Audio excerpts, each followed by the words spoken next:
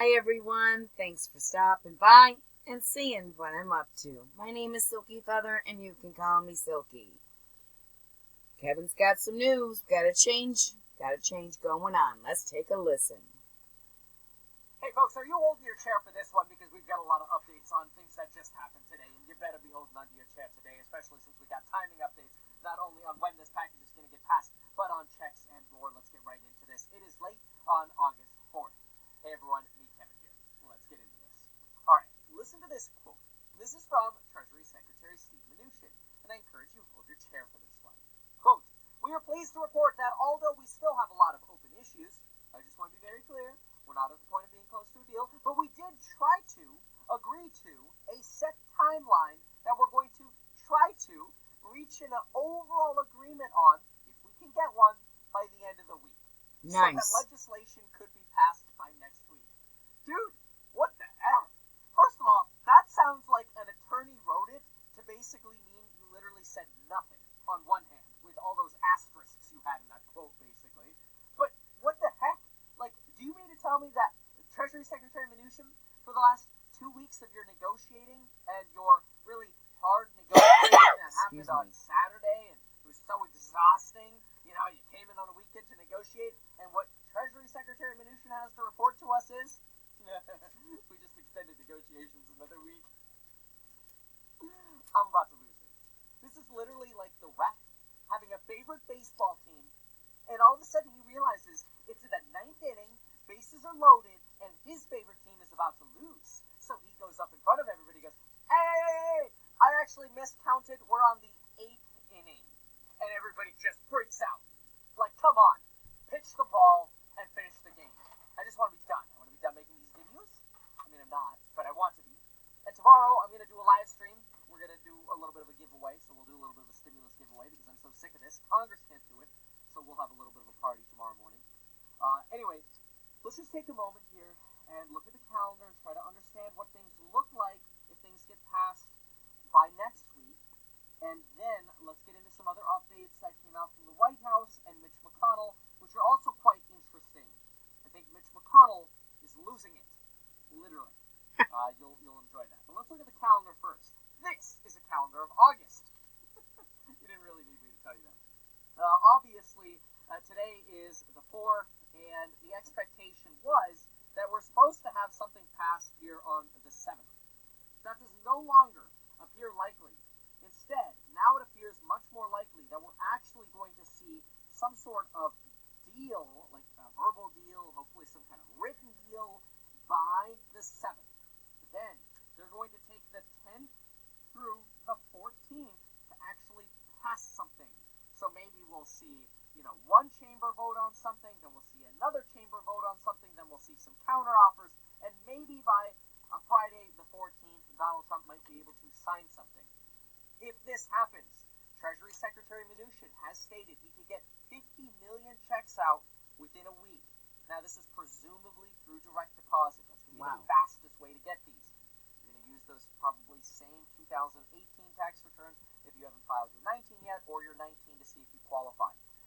But here, we might be looking at as early as August 21st for some stimulus checks if we end up getting these stimulus checks approved in this next deal. The good news is it does look like there is consensus right now around the $1,200 and $500.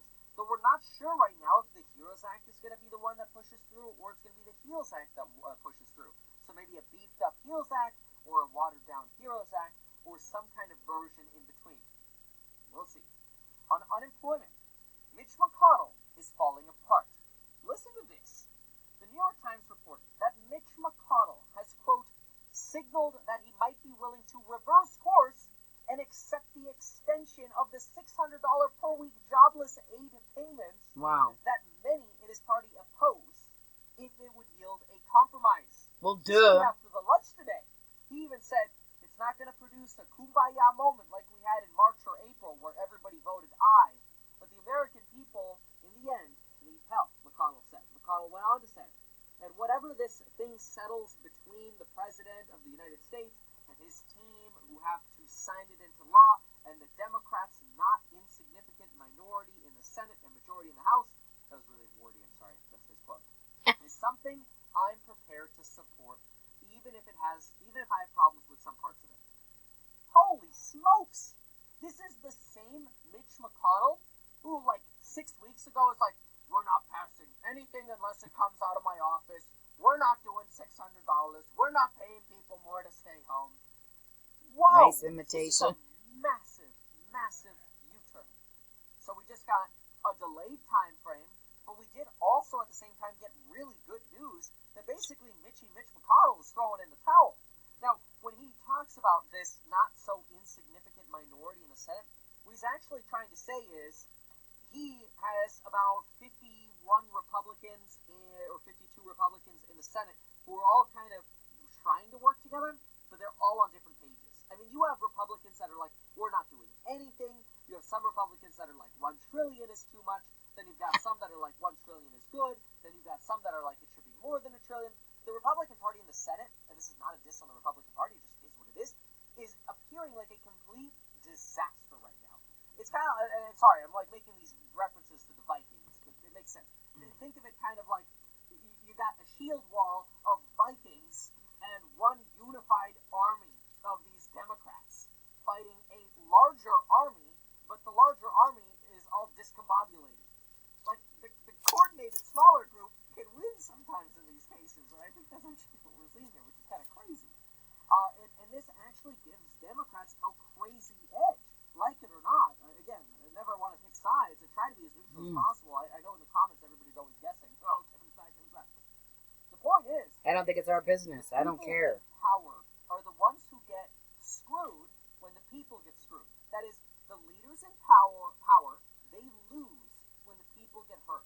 So if stimulus doesn't get passed, guess who gets the blame? It's Republicans, because they're in power. They control the Senate and they control the presidency. That means they're in power. So if a bill doesn't pass and a negotiation doesn't happen, they're the ones who technically get the blame.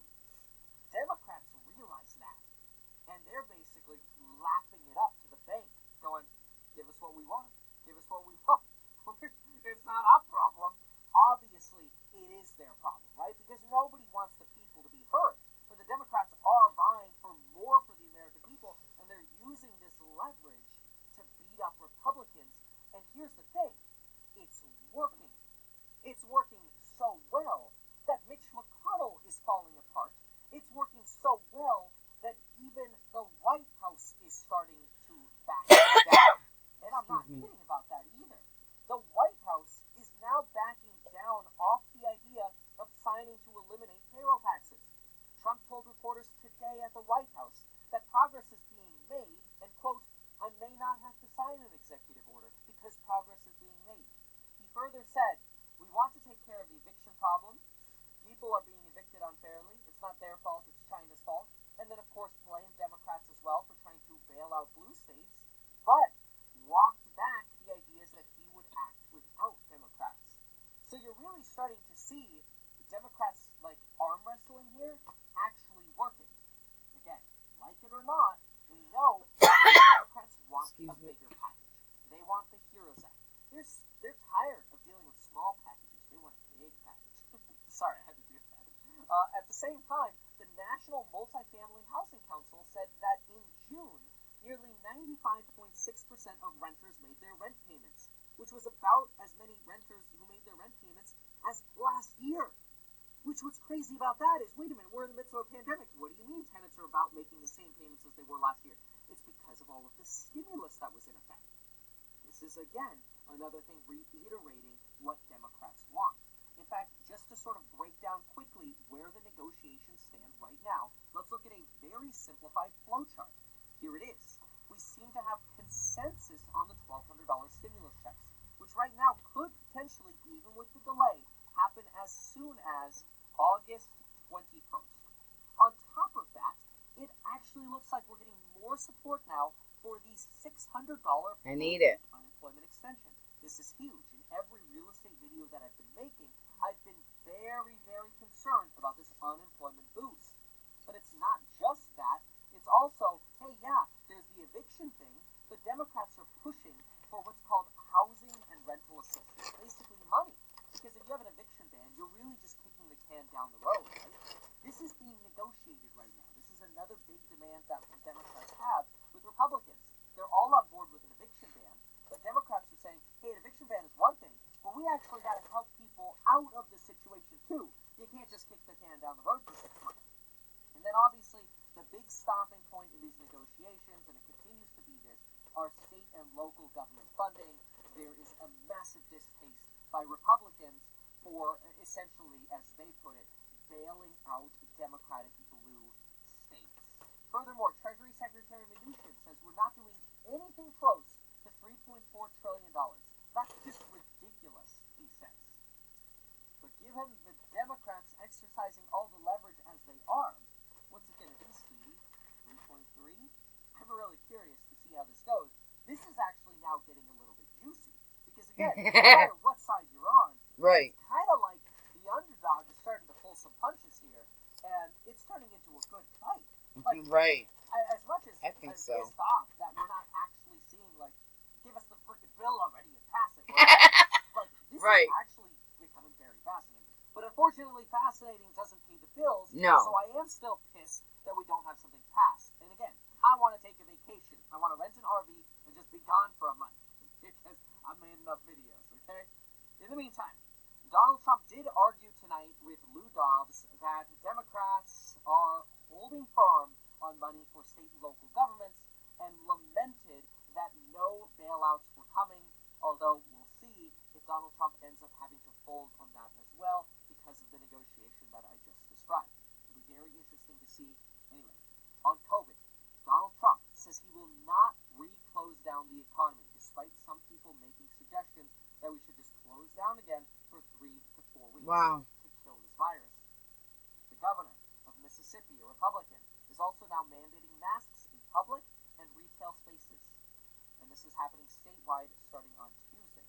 Further, the Novavax vaccine is currently in a phase 1 trial and it's showing promising results. This adds to the many other vaccines that we already have in phase 2 and phase 3 trials. Remember, right now, we're not hoping for a vaccine sooner than the end of the year, and there are hopes that we could get one as soon as the end of the year, hopefully by the beginning of next year, but the World Health Organization is worried that even if we get a vaccine, we don't know how long that vaccine will actually be effective. Wow, a lot of news today. If you like this information, please consider subscribing to your 2 free stocks with Webull. Sign up for the YouTube course pre-sale in the link down below, and of course get your life insurance in as little as 5 minutes. Thank you so much for watching, and we'll see you next time.